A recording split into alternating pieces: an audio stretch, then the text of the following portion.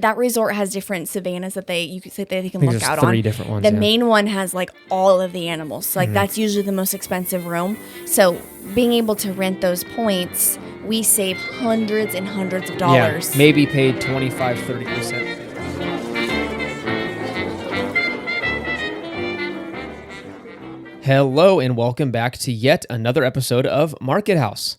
My name is Caleb. And I'm Caitlin. And thank you so much for joining us for another episode of the show.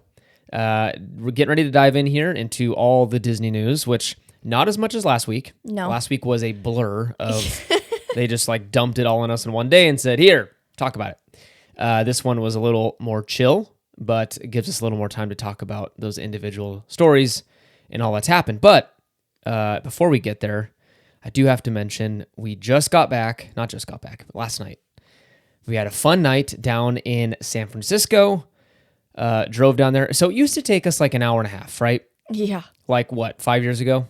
Yeah, I would say, because we haven't been for a long time. We go down every year for a game, but yeah, 5 years ago, I think it was like a year and a half, an hour and a half drive. Felt like a year and a half. Last night, it took us 3 hours. 3 hours. And we're not talking like, oh, there was a car accident. We were in bumper to bumper traffic. For like an hour and a half. Yes. It was so bad. So bad. The Bay Bridge was backed up for miles. I mean, getting down there, there's like the usual kind of jams that we expect, like in Vacaville and Fairfield. Like, It's just the usual stuff. But then it was literally a crawl from... like the toll, like right before the first toll bridge. And then it was a crawl to the city. Yeah. It was miserable. Yeah, so there was an event going on at the Staples Center, and then there was It's not Staples is in LA. Oh, dang it. Chase. Oh, gosh, sorry. At the Chase Center. I was like, well, dang, people are driving down to the Staples Center. Sorry. At the Chase Center, excuse me. And then also at the new Oracle Park, which is where we saw the Cardinals versus the San Francisco Giants. Yeah, it's weird calling it. Used to be AT&T I know, Park. I almost said AT&T. Yeah, so we have to get used to saying Oracle. But yeah, so we're giant Cardinal fans, not Giants. But we live close to San Francisco, so we go see them there every year. And it was a good game. We won. We did. A lot of screaming, a lot of joyous screaming. It was so good. It was fun. It was a really loved good night. It was chilly, like a usual, San Francisco evening. And had some good old ballpark nachos, got a soda. Yeah. And just watched the game. It was great. It was really fun. So anyways, we're getting back from that. So I apologize again if you hear some water chugging in the back. It's to clear the throat because, again, it's a little damaged from screaming at the top of our lungs all night long. But there's a lot of news. Or not a lot of news, but there's quite a few. There's some good news, though. Yeah, good news. Some tasty news. Some tasty goodness. Yeah. So let's dive in right now.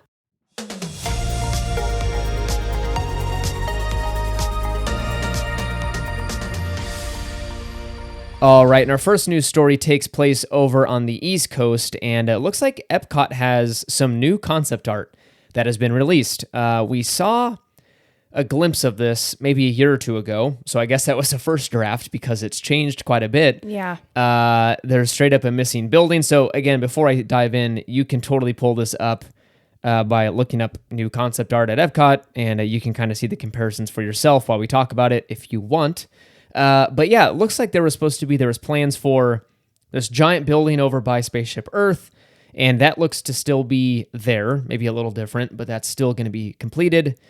And then there's this kind of observatory, mid-century modern with trees on top, like a very, very cool building overlooking the lagoon in the middle of Epcot, and that has been axed from the new concept art. Yeah, which is a bummer because it was truly a really unique design. It looks like it was multiple stories, and at the top there is just a bunch of trees and grass, and I'm assuming just an area where you can get some drinks and snacks and just... Knowing Disney was probably like exclusive and a club thing, and oh yeah, you could look at all the peasants below. Yeah, probably. But the way the building is, it's so pretty. But yeah, that's gone, and I don't know, Caleb, also if you're looking, do you see that, like, there's like a pink road. Do you see that on the first concept art? No, my thing just crashed. So. Okay. So there's like a pink road leading to that building that people are walking on in the concept art. I have no idea why that's pink. It's the pink brick road. But in the new concept art, that's gone too. Okay. So they axed the pink road. So the Imagineer that dreamed that up, sorry, buddy. The pink out. road is gone. It's out, dude. No, but this is cost-cutting measures. I'm assuming, with the new leadership at Disney, there's a lot of changes occurring, and this is one of them. So again, to be fair, concept art is also concept. That's the reason why it's called that. And that's just an early idea for the area. And then reality usually hits with budgets. And then the Imagineers, designers all go back to the drawing board and kind of come up with a more realistic solution. So this is what we're seeing. Again, people are going to rip this left and right because that's fun to do. And that's what Disney fans do. But again, to be fair, it's concept. So yeah, looking forward to Epcot finally being completed, because every single time we go, we've gone 3 years in a row, and all 3 years there's walls up everywhere. Always. Yeah. And again, something to look forward to with the new concept art is there's so many trees that it looks like they're going to be adding, which of greenery. I think would help add to like that initial, like right when you walk in and you see just the Epcot ball, you're like, yes, like I'm here. I think it would just be so beautiful. There was greenery and it was I'm excited for it. I can't wait. Yeah. So they're seeing, I think, 2023. Yeah, I'm assuming it's mid to end of 2023. I would say end of 23. Because like just looking at videos from a couple days ago, not even close. Not even close. Nope. So yeah, 2023. It looks like Epcot will finally be completed. Next up, we have some new food items featured all throughout the Disneyland Resort. And this is going to be quite the list of new food items. So if you haven't eaten lunch or dinner yet, I apologize in advance, because we just got back from eating Jim Boy's tacos, and I'm already hungry again reading all this. But first, we have some items from Hungry Bear. We've got a peach honey tea slush.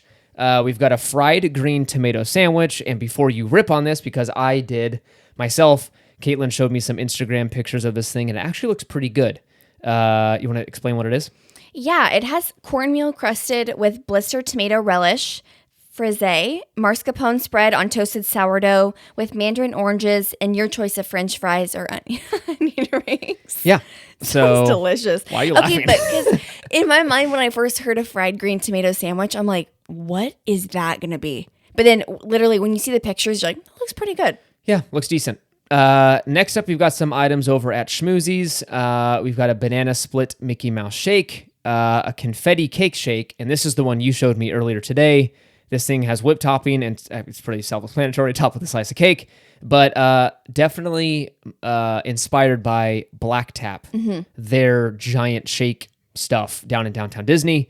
But this thing is giant. It's $12.99, the price of a meal, but looks very Instagrammable, so I'm assuming this is going to be a very popular item over at Schmoozies. Usually Schmoozies does have more of like the prettier desserts. Yeah. Like the Oreo ones with the ears. So all, very picture worthy. Yeah.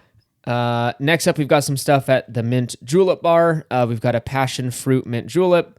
Looks like it's passion fruit, mint, and a hint of lime. So that sounds pretty good. Banana Mickey shaped beignets. So rolled in a banana powdered sugar. So yeah, I heard that looks good. From what I've been hearing, the banana isn't very strong on these. It's very light. So for people who are like, I'm not a big fan of banana, it's a very light banana taste. Oh, good. I definitely heard that the caramel cream sauce is really important. Like it brings it all together. Okay. And then one thing with the passion fruit mint julep, I have heard that it varies every time people get it. So sometimes the passion fruit juice is super strong, and then other times people feel like they're like, I'm just drinking mint. Oh, really? So definitely keep that in mind, because you might need to get it a couple times, because I'm like, it sounds very good, but I have a feeling if you got the drink and it just tastes like mint, you'd be like, ugh. Yeah. So. Okay, good to know. The last food item is over at Tropical Hideaway, one of our personal favorite locations, and that is a watermelon Dole Whip. I'm so excited for this. Yeah, you're a big fan of watermelon. Me, not so much. Yes. So maybe you can grab this during our next trip. But they make the other ones, like, what is it? Is it raspberry? Yeah, raspberry and pineapple. Yes, and then in Disney World, there's all of those, and then they have the vanilla. Yeah, so you can do orange vanilla and pineapple and vanilla, and they're amazing. Yes, so I'm hoping the watermelon's going to follow that and just be as delicious as ever. So definitely check that out, and yeah, enjoy. Next up, we have a new sand sculpture that just popped up in downtown Disney, and it is actually for the new Obi-Wan show that's going to be coming out on Disney Plus, and I am so excited for the show. For those who don't know, on May 4th, Disney released a new teaser trailer of the Obi-Wan Kenobi show, and I am here for it. I'm so excited. I cannot wait. If you are in downtown Disney, go swing by. It's right in front of Launch Bay towards the Disneyland Hotel. Not to be confused with, because remember there was a Star Wars Launch Bay in the parks. Oh, okay, yeah. So this is the show. It used to be Rainforest Cafe, and then they've converted it into a Star Wars store over by, old ESPN Zone, Disneyland Hotel, all that nonsense. So yeah, it's right in front of there. And it was debuted on Star Wars Day, May 4th, as well with the teaser trailer. All right, and our final news story is some new Doctor Strange and Scarlet Witch merchandise being released over in DCA. We've got the Eye of Agamotto sipper. Again, could be butchering that pronunciation. Have not seen the movie yet. A new Spider-Bot attachment and a web attachment. So a lot of just kind of, I would say, minor merchandise items that are being released for this thing. But all of it is in celebration for Doctor Strange and the Multiverse of Madness releasing this past weekend. And can't wait to see that movie. It looks good. The only gripe I have about Marvel movies would be I feel like I have to prep like I'm doing homework. Like to see the next movie, I have to watch like 7 movies to understand what's going on. Yeah. So, I mean, yeah. I'm excited though. I have to admit, right when you told me this was coming out, I'm like, oh, great, because I'm not the biggest fan of Doctor Strange. Yeah. But after seeing the trailers and everyone's so hyped about it, I'm like, okay. And that video that Disney released of Scarlet Witch coming to DCA, she's doing a meet and greet. Yes. Right? Yeah. So there's a video of her like coming from behind the camera and doing her little hand thing that she. We didn't watch WandaVision, so I got so amped up. I don't know why, but it got me excited for Halloween because it's just so like spooky the way that she's like in the red light. Mm-hmm. I loved it. Yeah, it looks good. So go get your Doctor Strange and Scarlet Witch merch over in DCA.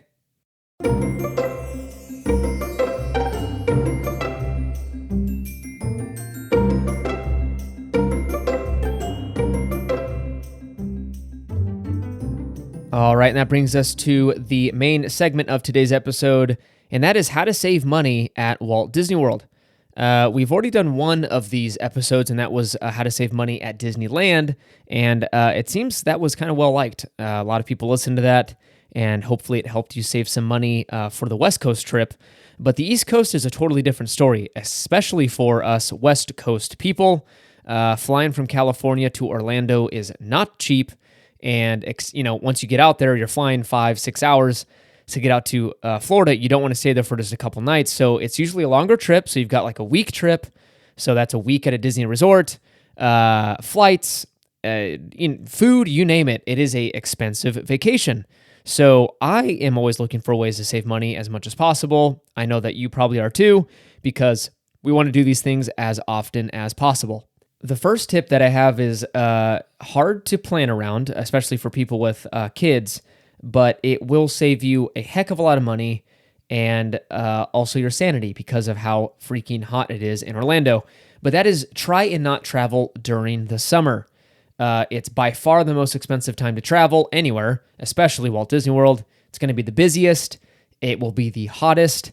It is just not great. My first trip there, I went when I was in high school with my family, and we went, I used to go as a kid. I used to actually live in Orlando, but my first trip back in 15 years or something like that, right? We went in August, and it was miserable, absolutely miserable. Like, everyone was grumpy by 11 o'clock and didn't want to talk to each other, and all we did was want to go back to the hotel and cool off. So the summers in Orlando are not only just hot, it's humid. It's good to avoid it if at all possible. It rains every day in the summer. It's a weird state. So if you can avoid it, try and not go to Disney World during the summer.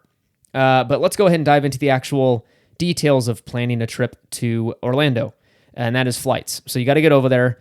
And again, I'm gonna reference credit cards often in this, and this is why. So we use travel credit cards a lot in this household because they get you points, and so it's money I normally would have spent, right? So if we go grocery shopping, if we go to Costco, what have you, I almost always, 99% of the time, pay with a credit card. Now, the big giant caveat, asterisk, the big thing that the key thing to this is, you got to pay these things off at the end of the month, or else that ruins any kind of rewards you would have gotten. Please, people, do not go sign up for a bunch of credit cards thinking you're going to like finance this trip and get all these points and then be, $8,000 in credit card debt at the end of it and paying those nasty interest charges. So that stuff can add up quick. Please, if you know that you won't be able to, kind of be responsible or stay on top of this, do not fall down this rabbit hole because it can do some damage. So again, if you're responsible with money, if you're in the position to do it, travel reward credit cards are the way to go. So how I do it is there's American Express and Chase. Those are two of the biggest credit card issuers, and they have some amazing rewards. Amex has their membership rewards, and Chase, their ultimate rewards are what they're named. So you can use these points to transfer to their travel partners. So I will often transfer Chase points over to United. I'll take American Express points and transfer them over to, it's kind of hard, but essentially American Airlines, you have to transfer to British Airways first. I don't want to get in the weeds with all that stuff, but you can do a lot of flight redemptions with these credit cards. So that's how we do it. That's kind of how we hack it together. If you are not into credit card, it can get a lot, kind of tracking all those reward points and all that good stuff. Then do it all with cash. That's totally doable, right? My biggest, honestly, to save money with flying would be fly on less busy days. That happens to be Tuesdays, Wednesdays, Thursdays. Very low demand on those days for the most part. So you'll end up saving some money. Sundays are going to be very expensive, as well as Fridays. So try and avoid those days because they are expensive. But yeah, again, your low-cost carriers, if Southwest is a decent option for you, you can fly them. I know some folks don't like doing that because of, kind of getting your own seat and all that good stuff. But you get 2 free check bags with them. And again, they honestly are cheaper than most of the competition. But next up, you've got to get into the parks, and that's Disney World tickets. This one's a little harder to hack with credit card points. We normally don't at all. So we will use people like Undercover Tourist, which is an awesome company to buy your Disney tickets with, 100% legit. You'll save anywhere from $20, $50, $70 per ticket booking through them versus Disney Direct. And again, it's 100% legit. We've used them a million times, and we always get our tickets. You can also do the Target hack. And I think, Caitlin, you're the one that told me to do this. Yeah. So you can sign up for, this is not a credit card thing, you can go sign up for free the Target debit card. So it just works like your regular bank account card. And you can save, 5% back? Yes. So 5% off, right? Every purchase. Every purchase, yes. And then along with signing up for, I don't want to call it Target Circle Rewards, but they have something similar where it's Target Circle. They have deals all the time, percentages off on this, deals on that. And sometimes, you'll get, is it only on Target gift cards or they do the extra 5%? I don't know. Sometimes they do it on everything. So they might do it on other gift cards as well. I'm not sure. Okay. Well, if they do, that's also a good hack. But those are available at Target, which is nice. Cool, yeah. So you can get 5. So if you sign up for that debit card, again, works just like your regular bank card, you can get 5% off your purchase. So what people do is you can go buy like $500 gift cards, Disney gift cards at Target, and you buy a few of them because you'll need a lot to get over to Disney World. It's a lot of savings. Oh, a ton of savings. So you can buy your Disney gift cards over at Target, save 5%, and then purchase your tickets online that way. Also, another one, I don't know if everyone has, you can access these places, but Sam's Club has some. That we did that. So we bought a $500 gift card there for $487 or something. Yeah, and then also places like, I don't know if Costco, but I know Sam's Club does for sure. They also have the gift cards for flights. So yeah, they do. They can do You're right. Southwest. I know Alaska. for Alaska Airlines, some of they're not every carrier, but you can sometimes get those. I think they're like $500 gift cards for $470 or something like that. And again, you might say, "Oh, that's not a lot. It's only $30." But I'm like, if you add that up over time throughout your trip, you want to see as much money as possible, so that way you can put it towards stuff like merch or that sit-down restaurant or that activity with your family. So it's just little things that add up everywhere. So yeah, good point. It all adds up at the end of a trip because it's a lot of money. Period. So yeah, good points on the Disney World tickets. Again, kind of hard to hack it unless you have a cashback card. And I don't want to I don't want to like pigeonhole everyone into like you must use credit cards to travel to Disney World. You definitely don't. But yeah, if you have a cashback card, kind of no brainer. If you want to use that cashback towards tickets and stuff that's harder to book with points, welcome to do so. But yeah, this one we don't really hack together. We just go ahead and straight up buy them from Undercover Tourist or the gift cards like we mentioned before. Hotel. Now this is where it gets interesting. Normally when we go to Disneyland, we always like 99% of the time stay off-site just because of how Disneyland is. Everything's really close. It's real intimate. It's really easy to get around. It's easy to stay at a Hyatt down the road. Again, we use points, and that's why we do it. And we walk, 5-10 minutes into the park, and we've saved $1,000, right? Yeah. So that's easy to do. Disney World is a different beast. We've gone there as married. We've gone there a few times together, and we have stayed on site every single time because Disney World is 40 square miles? Yeah, it's a lot. And It's a again, beast. back pre-COVID, there were certain reasons to stay there. They had different ways of like reasonings why it was okay to spend that much money. Like merchandise getting sent back to your hotel. Yeah. You get more time in the park. There's buses. So there's all these different reasons of why we would stay. Half of those are gone now, unfortunately, but half of them have still stayed. Honestly, proximity to the parks and transportation is the number one reason you should stay on site. So if you're the type that's like, nah, I'm going to save money, I'm going to go stay, a lot of these places will be like, hey, we're right next to the entrance of Disney World. That's a little misleading because it could be right next to Disney World, but then you've got another 5-6 miles Right. or whatever until you hit Epcot. And then you got a couple miles until you hit Magic Kingdom. So it's a giant, it's like a city. So that's like saying, we're right next to the entrance of Atlanta. And then you're like, okay, yeah, you've got another, 10 miles until you reach downtown. Right. So a little misleading on the advertising. So honestly, if I were you, I would definitely save, honestly, not even the extra. They have over 25 resorts at Disney World. So they've got value resorts, they've got moderate and deluxe. Those are the 3 levels of hotels. So pretty much it meets every single budget. They have gone up in recent years. I will not lie. You could back in the day be able to get a value resort like $120 a night. Those days are gone. I think you can get them for maybe $150, $60, $170 a night. Yeah. Or if not more. Yeah. And that's, don't get me wrong, that is expensive for a hotel room. Unfortunately though, like what I'm seeing, I'm booking Hyatts and Hiltons and stuff in Disney. We just paid $200 a night for a very simple Hilton down the street. Those are Disneyland hotel prices for you. Yeah. So it's all expensive now. So I will say that. So again, don't just automatically assume staying off-site is going to save you money. They have hotels that meet kind of every budget.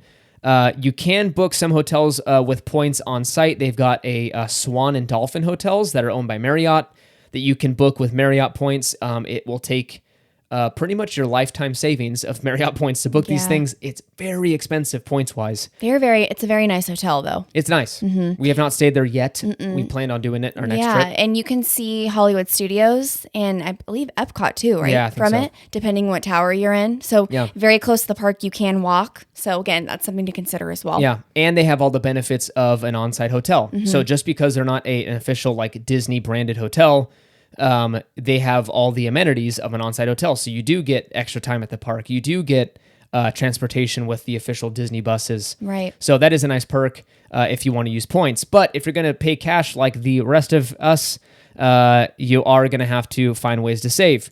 So there are a couple of ways to hack this together. Again, at the end of the day, it's going to be more expensive than you're used to, unfortunately. But let me tell you about those few options. Weekdays, again, this is kind of a no-brainer. This is with every hotel, not just Disney. Weekdays are always cheaper. So if you're going to stay, like a Monday through Thursday, Monday through Friday, that will always be cheaper than staying Friday through Wednesday, right? Those weekend nights, Friday night, Saturday night, Sunday night are super, super, super expensive, and you'll always pay more for weekend stays. You've got, let's see here, you've got some Disney special offers that pop up once in a while.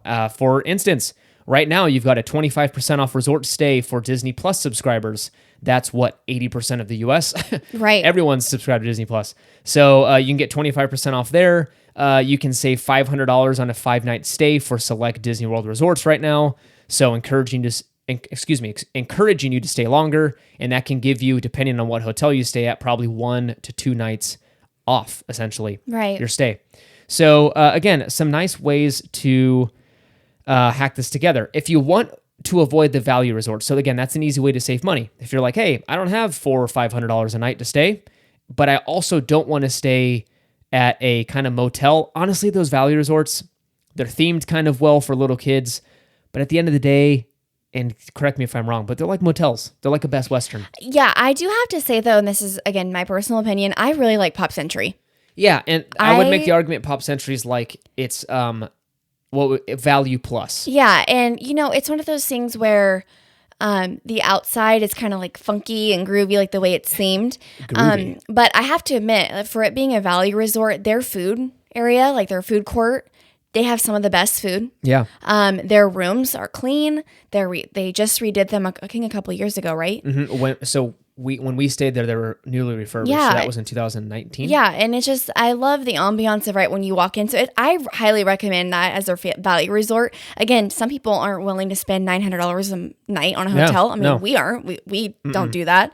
So there's nothing wrong with the value resorts. So I highly recommend No, Pop. I wouldn't say wrong with them. I would just say like Pop, I would honestly say is the exception. All the All-Star resorts, like All-Star Sports and stuff, no. those are like... Yeah, if you're going to do value, I would for sure stick around Pop. People love Art of Animation.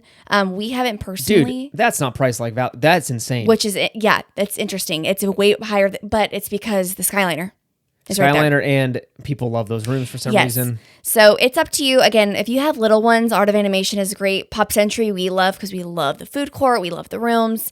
But again, just keep that in mind. Yeah. So those are, I would argue, value plus resorts, those two that we mentioned. But again, like I said, if you're like, you know what, not really into the motel style hotels, which I totally understand, I'm not a huge fan of them myself, try the moderate resorts. And again, you're not going to find like giant discounts. We did when we went this last trip and we stayed at the Grand Destino Tower. Oh, love that hotel. Yeah. I think we got 20% off our stay. Yes. And that was just one of these random promos they were doing. So again, you can find a little bit of savings with those special offers, but I would try the moderate hotels that feel kind of like deluxe. Like I mentioned, Grand Destino Tower feels like a deluxe resort, but it's in that moderate category. Another example is the Riviera Resort. It's DVC only, but let's put a pin in that and I'll tell you how you can do that in a second. But again, that's considered moderate, but feels very deluxe. Oh, yeah. Both of those hotels are absolutely beautiful. Beautiful hotels. And again, falls in that moderate category. So, like I said before, Riviera Resort is DVC only. And you're saying, okay, I can't stay there because I'm not a DVC member. We're not DVC members. And that, if you don't know what that is, that's Disney Vacation Club, which is, they're not going to call it this, but it's a timeshare program. They would like to tell you it's different than that, but it pretty much is. So very expensive, a 20 to 30 year commitment. It's a big deal. So I would recommend, I would say like 90% of people should not do DVC. At the end of the day, it's not a very good investment. I won't get into that. My finance brain's kicking in. But you can rent DVC points.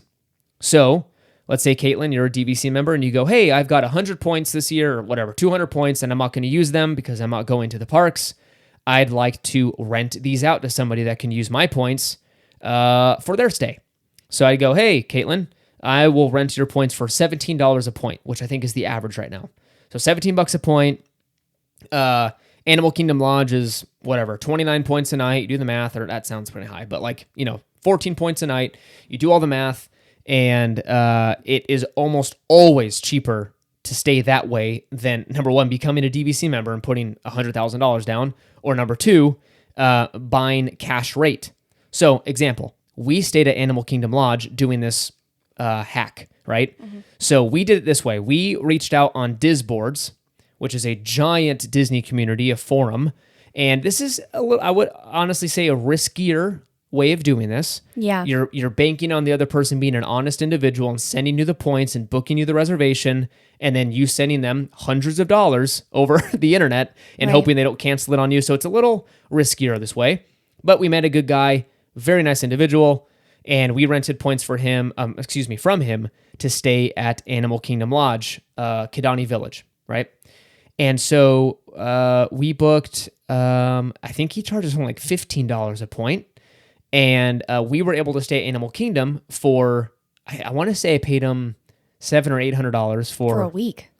right? No, we weren't there for a whole week. Oh, We were there for like 3 nights, 2 or 3 nights. right. And then just as a comparison, though, since with staying at Kidani and just that resort in general, normally how much are those rooms a night? Oh, $400, $500, $600 a night. And what we also got a Savannah room, which for those who don't Oh, know, yeah, Savannah we view. had a balcony that overlooked the main Savannah. Yeah. So which has, because again, that resort has different Savannahs that they can look there's out 3 on. different ones, The yeah. main one has like all of the animals. So like that's usually the most expensive room. So being able to rent those points, we save hundreds and hundreds of dollars. Yeah, maybe paid 25-30% of the nightly cost. Right. Or maybe half. Like you can save mega bucks. Yeah. So instead of, a hotel costing you $1,600, just cut that in half, and that's pretty much what you can save with DVC points. So Right. if you want to have that deluxe experience and rent points to go stay at Wilderness Lodge, Animal Kingdom Lodge, what else? The Contemporary Resort, you Grand name Floridian. it. Yeah, Grand Floridian's getting some DVC rooms added pretty soon here. Polynesian. Any of those that have DVC rooms, you can rent the points. Now, again, another kind of warning. You need to do this well in advance. So 9 to 12 months, you need to have your trip planned out and your dates picked out to get these good deals. Also, if you want to go through kind of a more legit guaranteed way, you can use services like DVC Rental Store and David's Vacation Club Rentals. Those are 2 very legit sites that people use commonly for these DVC rental deals. But yeah, that's pretty much hotels. Did we cover everything? Yeah, and I think, like just Caleb said, with timing it out way in advance, also depending on what hotel you're getting, the faster they will go. Like, for example, what am I thinking? Not the Grand Floridian, the Grand in Californian. Grand Californian. Yeah. Those hotel rooms go like that. Yeah, like there's they are like gone. Very small amount over here on at the Grand Californian down Yeah. in Disneyland. And so we've been trying to plan a trip for a couple years now, and you have to get it. Literally the day they open up or they're gone. Yeah, which is like 12 months in advance. Yes. So again, for people who don't like to plan, just keep that in mind depending on what resort you're going for. It's insane how fast they go. And again, you're also subject to availability of when the people that own the points are wanting to go on vacation. True. And so it's just kind of, keep that in mind. There's a few more curveballs and like things to kind of deal with, but just at the end of the day, know that you're staying at a deluxe resort for much, much cheaper than cash option. So it's kind of worth all that trouble. Next up is food. And again, at the end of the day, you got to pay for food. There's kind of hard ways to hack this. Again, you can't use points to buy food in the park. Again, you can use cashback stuff. That's kind of without saying. But I have just a couple things here to kind of save you a couple dollars. But at the end of the day, you're in a theme park. It's going to cost money to eat in those resorts.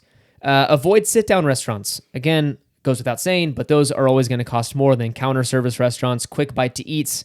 And not only does it save you money, but it saves you time. So if you're there for a limited amount of time, like we were our last trip, we were there for a few days. You don't have time to sit down for an hour and a half sit-down meal. Mm-hmm. So you kind of just want to grab a burger and get on your merry way to get on Flight of Passage or whatever. Next up, you can do, like we mentioned before, that gift card hack. So if you want to save money and just kind of buy a $500 food card, right, at Target, you can save 5% that way, buy it at Sam's Club. But again, use that gift card you bought at Target to buy all your food in the park. Yeah, because Disney gift cards can go for just food, merch, tickets, literally anything Disney they'll take. Yeah, so. Disney's on the name. You can use them on Disney Cruise Line. You name it, you can use it there. Always try and order snacks and water using Amazon. So the day you get to your hotel, even the day before, you can order all your snacks and water bottles to be delivered to your resort. You can grab it, throw it on a cart, and bring it up to your room, and then you've got snacks and waters for your trip. Yeah. Because let me just list some prices here. Water bottles in the park are $3.50. Snacks can run from $3.25 for a bag of chips. A bag of Lay's runs you $3, all the way to $7.25 for a stuffed pretzel. And again, that's for one person. So if let's just say that you want chips, a pretzel, and a water, you're looking at almost $15. Yeah. Just for one person. Yep. For one snack. Yeah. So think of that multiple times a day times multiple people. So it adds up. Yeah, for a family, that can be very, very expensive. So again, try and pack your snacks. And again, if you're flying across the country, it's hard to do that. So you can order on Amazon Yeah, and we love doing that too. So again, with Caleb having living the gluten-free lifestyle, we pack a lot of snacks for him in my backpack. And again, it's nice to have throughout the day, just snacks and water in your bag. Because if you're in a line, you're like, I'm starving. Yeah, just and sweating. grab a quick snack. You're in Florida. You don't have to wait in line for it. It's right there. So highly recommend doing that. Yep. And then all restaurants can give you a cup of water. So again, don't feel inclined to buy a water bottle every single time you're thirsty. If you ran out of the water you brought from the hotel, or if you just choose to ignore that tip, don't feel like you need to buy a water bottle every single time.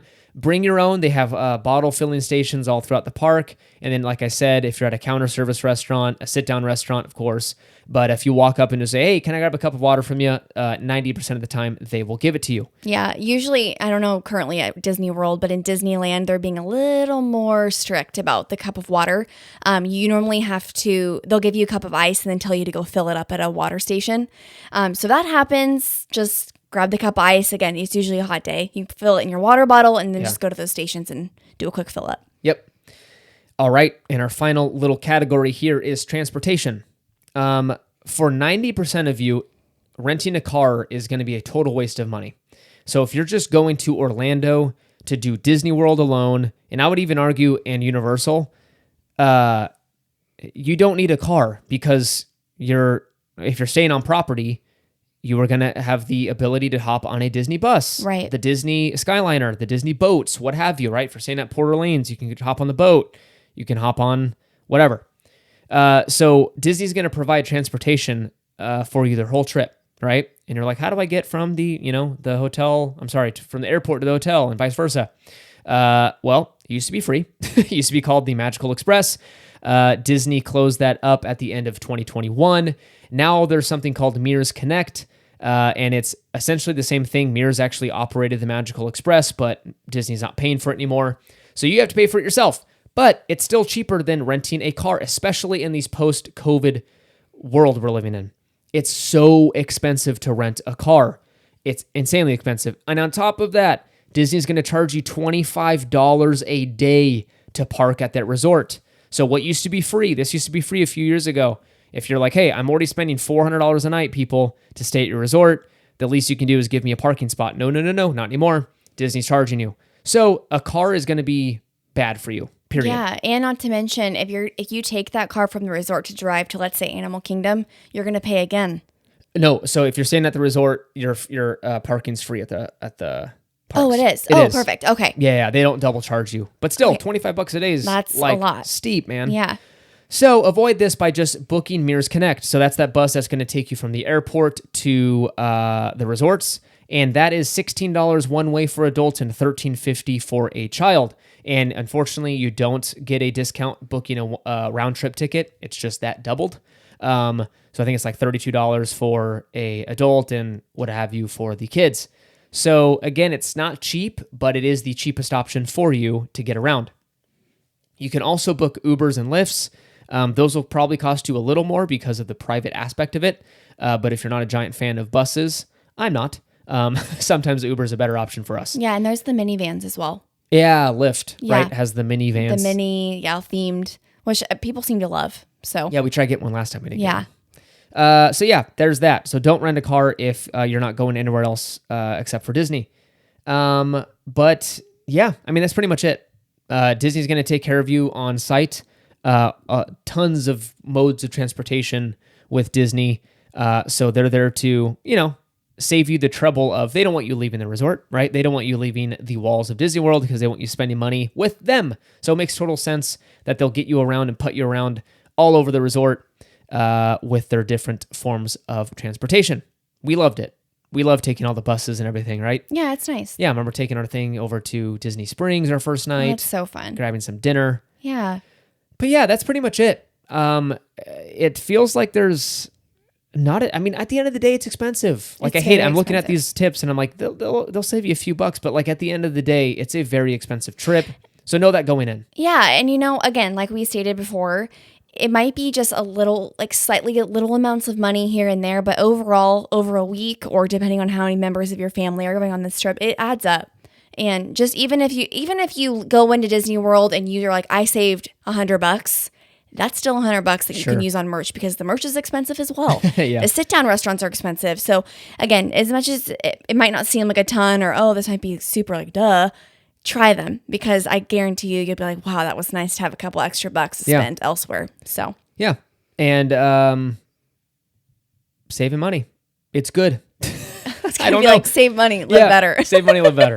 That's our motto here. But yeah, again, if credit card's not your thing, I totally get it. Not judging whatsoever. But for us, it works. Getting our flights over there for free, essentially, letting the credit card company pay for it. That saves a lot of money. I mean, easily for us, it's $1,000 round trip if we were to book it through Delta or whatever. Like last time we flew Delta, I had transferred points from American Express over to them and covered it. We only paid taxes and fees, which was like... It's very helpful, because again, that flight money goes towards something else. Exactly. So it goes towards our hotel, right? And then that's less. Or I go, hey, we're saving, $800 on flights. Let's use it on our or like our food. Our food and merch are covered for the trip. So again, if you are willing to do it, do it. If not, again, go that cash route. Just know you can save a little money at Target and Sam's Club and Costco. But other than that, that is pretty much how you save money going to Disney World. Yeah. Thank you so much for listening. Yeah, thank you. Yeah, thanks for joining us. If you haven't listened to the Saving Money for a Disneyland Trip, go back and check that out. That was a while ago. Yeah. Probably like 15, 20 episodes ago. So scroll down that screen and find it. It's money-saving tips for Disneyland. If you're not already, follow us over on Instagram at Market House Podcast and over on Twitter at Market House Pod. We're both pretty active on there. Caitlin does a much better job over on Instagram, much more consistent than my tweeting. Oh, you're sweet. Yeah, especially in recent events with all the drama going on over on Twitter. What's going on Twitter? It's Mr. Musk. He's just ruining it for everybody. I'm just kidding. I don't really have an opinion on it, but he's buying it, and so a lot of people are upset that he's purchasing this thing. Oh, jeez. Hey, if I had $44 billion, I don't know if I'd be... $44 billion? $44 billion. Oh, my gosh. Like 20 of it's his, and the rest of it's other investors. That's a lot of cash. What's the first thing you would do if you got $44 billion tomorrow? Buy a house. Yeah. I was going to say buy a puppy. We live in California, people, where houses are... they're so expensive. Very expensive. Houses in our area have gone from what normally was, you could buy a starter home, right, for $300 and some thousand. Yeah. Now our... Starters are like, what, $450, $460? Up to like $5. That's a little 3-bedroom, 2-bedroom house. Yeah. Three-bedroom, 3-bedroom, 2-bath, 1,500 square feet. Yeah. You're looking at $450 to $500,000. Yeah. It's bonkers out here, people. So I'd buy a house. Yeah. A $44 billion house. Enough of... It's going to depress me. Let's talk about nice things. Yeah. Consider leaving a review on Apple Podcasts and Spotify. A written review over on Apple Podcast. One of those little star reviews over on Spotify. That would help us a ton. And yeah, thanks so much for sticking around. We will see you next week. Bye. Bye.